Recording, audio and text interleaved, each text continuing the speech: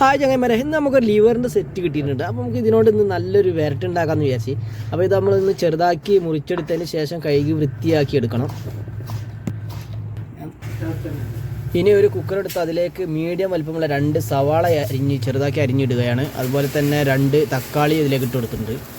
ഒരു വെളുത്തുള്ളി മുഴുവനായി എടുക്കുക, അതും അതിലേക്ക് ഇട്ട് കൊടുത്തിട്ടുണ്ട്. അതുപോലെ തന്നെ ഒരു 4-5 എരിവുള്ള പച്ചളും ചേർത്ത് കൊടുത്തിട്ടുണ്ട്. ഇനി നമ്മൾ കട്ട് ചെയ്ത് വെച്ച് ക്ലീനാക്കി വെച്ച ലിവറിൻ്റെ സെറ്റ് ഇതിലേക്ക് ഇട്ട് കൊടുക്കുക. ആവശ്യത്തിനുള്ള ഉപ്പും ചേർത്ത് കൊടുക്കുന്നുണ്ട്. അതുപോലെ തന്നെ മഞ്ഞൾപ്പൊടി ഒരു 1/2 സ്പൂൺ ഇട്ട് കൊടുക്കുക. മല്ലിപ്പൊടി അതുപോലെ തന്നെ ഒരു 2 സ്പൂൺ ഇട്ട് കൊടുക്കുന്നുണ്ട്.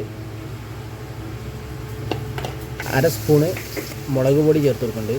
അതുപോലെ തന്നെ 1/2 സ്പൂണ് ചെറിയ ജീരകം ചേർത്ത് കൊടുക്കുന്നുണ്ട്. പിന്നെ ഒരു ഗരം മസാല ഒരു 1/2 സ്പൂൺ ചേർത്ത് കൊടുക്കുന്നുണ്ട്. പിന്നെ പ്രധാനപ്പെട്ടത് കുരുമുളകാണ്. കുരുമുളക് പൊടി ഏകദേശം 1 ടീസ്പൂണ് അല്ലെങ്കിൽ ഒരു 1.5 ടീസ്പൂൺ നമുക്ക് ചേർത്ത് കൊടുക്കാം. പിന്നെ വലിയ ജീരകപ്പൊടി 1 സ്പൂൺ ചേർത്ത് കൊടുക്കുക. ഇനി ഇതെല്ലാം കൂടി നമ്മൾ കൈകൊണ്ട് തന്നെ നല്ല മിക്സ് ചെയ്തെടുക്കുക. മസാല എല്ലാ കഷ്ണങ്ങളിലേക്ക് എത്തുന്ന കുലത്തിൽ തന്നെ മിക്സ് ചെയ്തെടുക്കുക. എന്നിട്ട് ഇതിലേക്ക് ഒരു 4-5 കരിവേപ്പിൻ്റെ ഇല ഇല്ലി ഇട്ട് കൊടുക്കുക.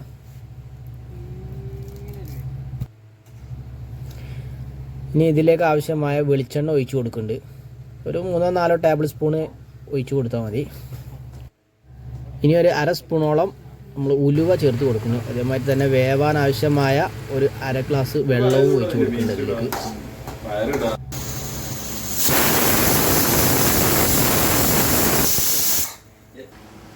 കുക്കറിലൊരു 5 അടി അല്ലെങ്കിൽ 6 വിസിൽ വരുമ്പോൾ തന്നെ ഏകദേശം വെന്തിട്ടുണ്ടാവും. ഇപ്പോൾ വെന്ത് റെഡി ആയിട്ടുണ്ട്.